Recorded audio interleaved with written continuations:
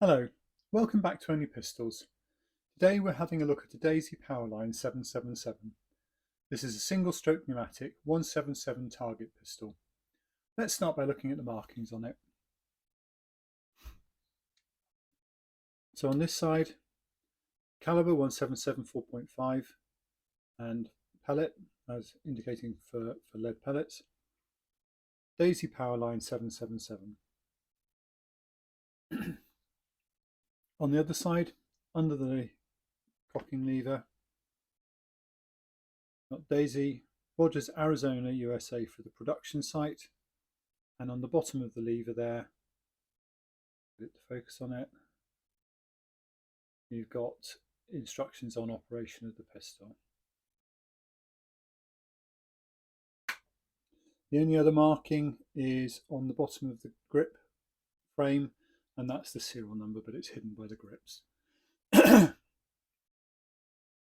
let's start by looking at the rear sight on it.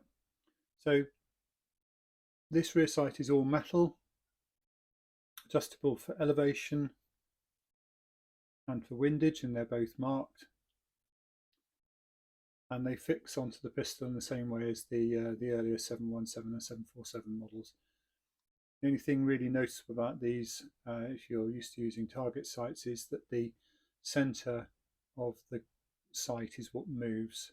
So the whole sight frame itself is fixed, and you just by moving the click adjustable, you're actually moving the centre part side to side, and it isn't quite level, but it's usable. Big improvement on the earlier models.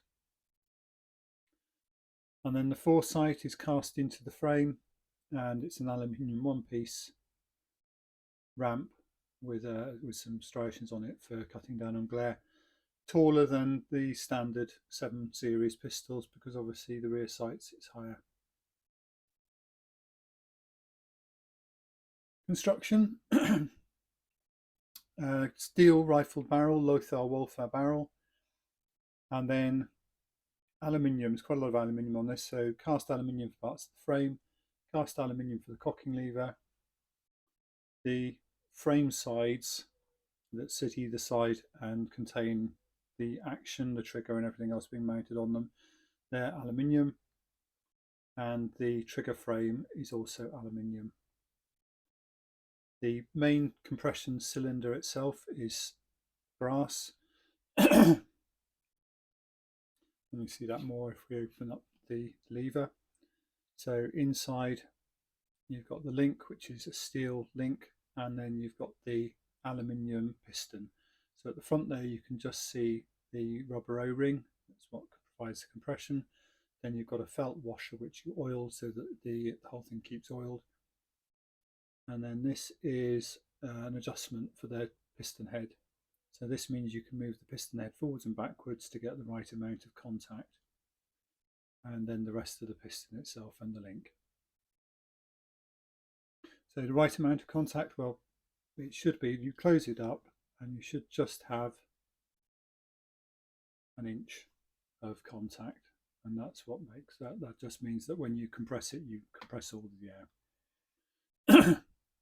Other controls, a push-through safety, and that purely and simply just blocks the trigger.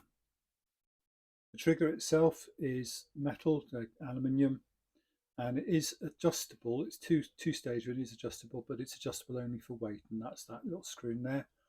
So this one is currently set at its minimum with this setting, and it will still lift 500 grams quite happily. The grip, big hardwood 2-part grip. Comes down further than the standard grips, so, and you've got this palm shelf on it and the thumb rest. The idea was that you would carve them about to make them fit better. I'm not sure you could do a lot of carving to make them a much better grip, to be honest. There's not enough wood under your palm or under my palm, but they are very deep, and because of the frame there's not a lot you can do to reduce that depth. The frame is the front and back already, so you can't really kind of reduce that at all.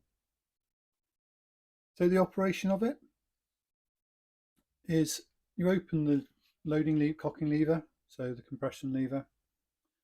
Then you open the valve of the bolt, and with that open you can see the front of the pellet probe and the O-ring seal.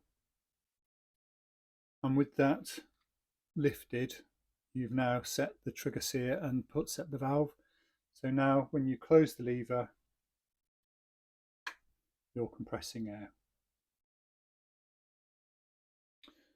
To then load it, drop a pellet into the tray, push that bolt forwards, and the pistol is now loaded. So you take up the pressure on the first stage, and it's a repeatable trigger. It's not the most precise. There is definitely a degree of lag to it. So the other thing about it is that you have to open the bolt to set the valve before you can compress any air, because otherwise it just opens and closes.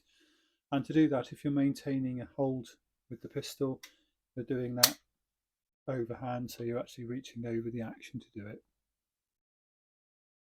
Pop the pellet in, and it's quite simple.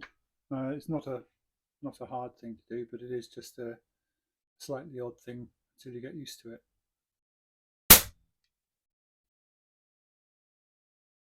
So that's its operation. Pretty simple. It's single stroke pneumatic.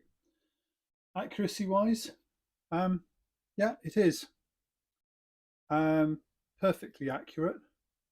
Not massively powerful, as you can see. You've got slightly raggedy holes on there, but there's 5 shots there, so if I did adjust the sights, that would come up quite nicely to give a good central group. So where did it come from? Well, it started out as the 717, and then an American by the name of Don Nygord got hold of it and thought, well, if I improved the sights, to be honest, and did some adjustments to the trigger, it would be a perfectly usable 10-meter target pistol, or a perfectly usable target pistol. So he did those changes, and they were written up quite a lot at the time.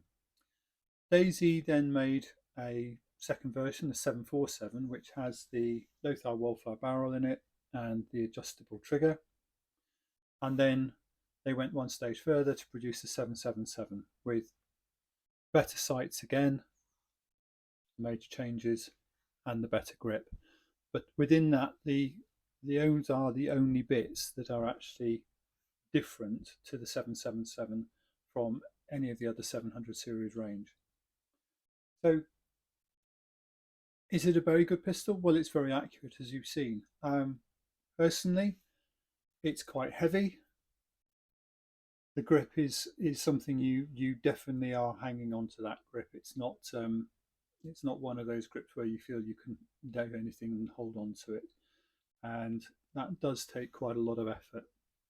But it's perfectly usable, it's perfectly serviceable, and a lot of people have spent a lot of time shooting holes in bits of paper with these to great effect.